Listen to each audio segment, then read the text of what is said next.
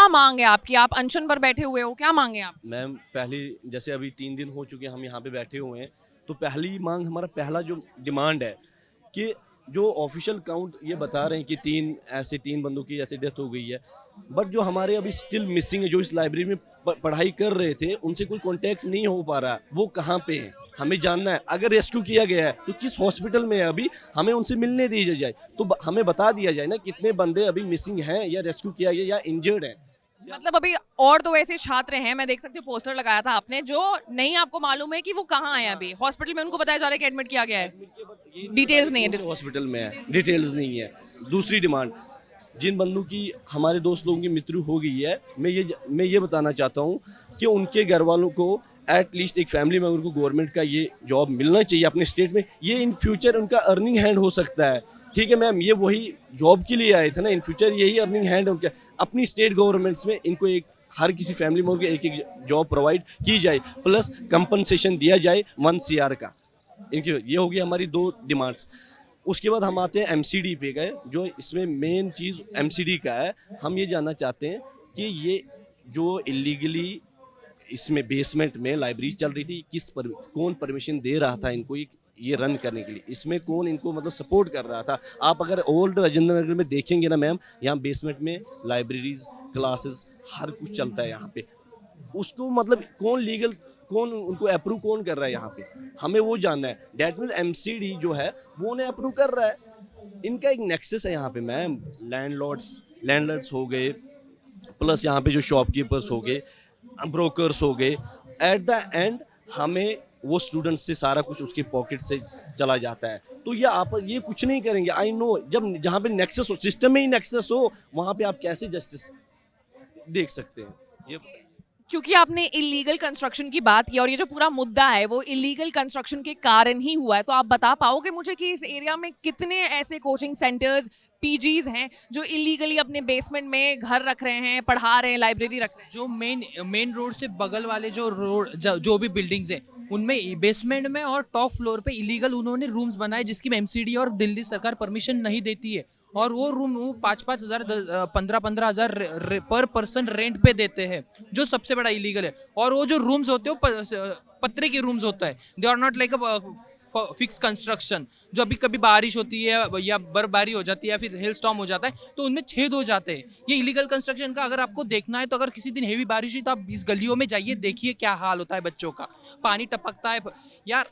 जो middle class family से लोग आते हैं उनके लिए ये होता है कि यार हमें रहने के लिए रूम मिल जाए। और यहाँ के लैंडलॉर्ड्स का जो मतलब ब्रोकर्स का जो नेक्सस है वो इतना स्ट्रांग है कि अगर किसी रूम में कोई जगह खाली हो गई तो विदाउट ब्रोकरेज आप उस रूम में जाके रेंट पे रह भी नहीं सकते।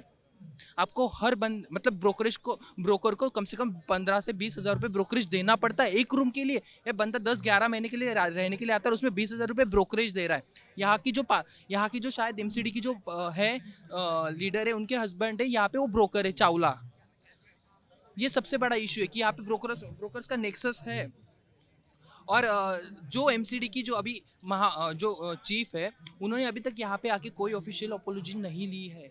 राव जायज को अगर बेसमेंट में लाइब्रेरी कंस्ट्रक्शन की परमिशन नहीं थी तो उन्होंने लाइब्रेरी स्टार्ट की कैसे? इसके लिए रिस्पॉन्सिबल कौन है? एमसीडी के ऑफिशियल्स को कब तक आप सस्पेंड करोगे? कौन होगा जिम्मेदार? क्या इनको सजा मिलेगी?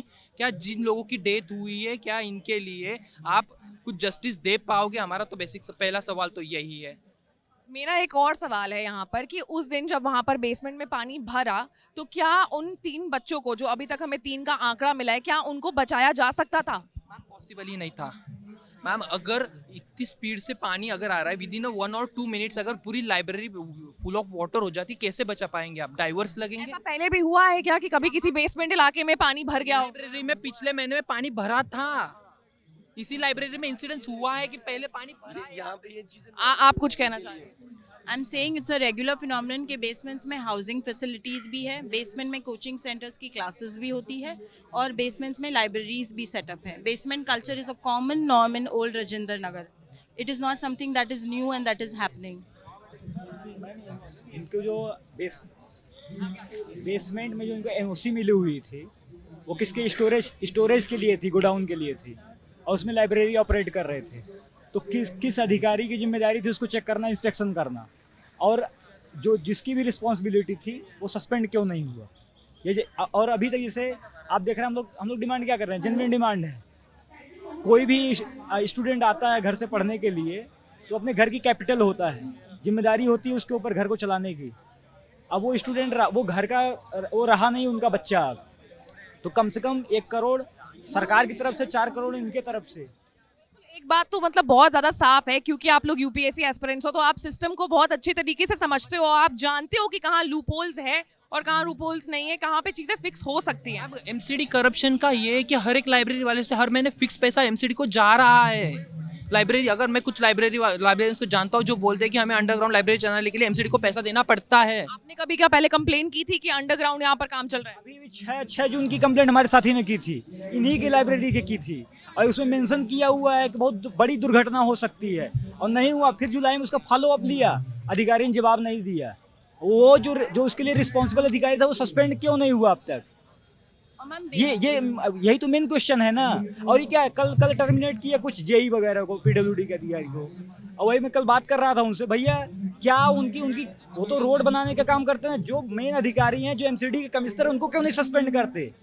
एलजी साहब आते हैं, पता नहीं किस डेलीगेशन से बात करते चले जाते हैं। जो हम लोगों की मुख्य डिमांड है, जो भी वास्तव में जिम्मेदार अधिकारी हैं, जो रिस्पॉन्सिबल अथॉरिटी थे, उनकी अकाउंटेबिलिटी फिक्स होनी चाहिए।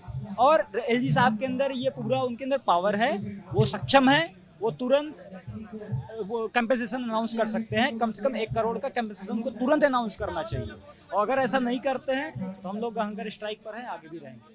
तो इस वक्त राजेंद्र नगर के जो बच्चे हैं वो हंगर स्ट्राइक पर बैठे हैं और उनकी जो मांग है काफ़ी जायज़ है, काफ़ी सरल है। चाहे अगर तो इसको पूरा किया जा सकता है, लेकिन अभी तक भी सरकार की तरफ से कोई भी नेता मंत्री, कोई भी मैं क्या कह लूँ, कोई भी आया नहीं है यहाँ पे इनकी बात सुनने के लिए। ये लाखों की तादाद में, मेरे पीछे अगर आप देखें तो लाखों की तादाद में ये सारे के सारे जो बच्चे हैं वो यूपीएससी एस्पिरेंट्स हैं। आगे जाकर के हमारे देश को इन्हीं बच्चों में से बड़े बड़े ऑफिसर्स मिलेंगे। लेकिन आज हालत देखिए इनकी कि ये कहाँ सड़कों पर बैठ करके अनशन कर रहे हैं और वो भी अपनी हक की मांग कर रहे हैं।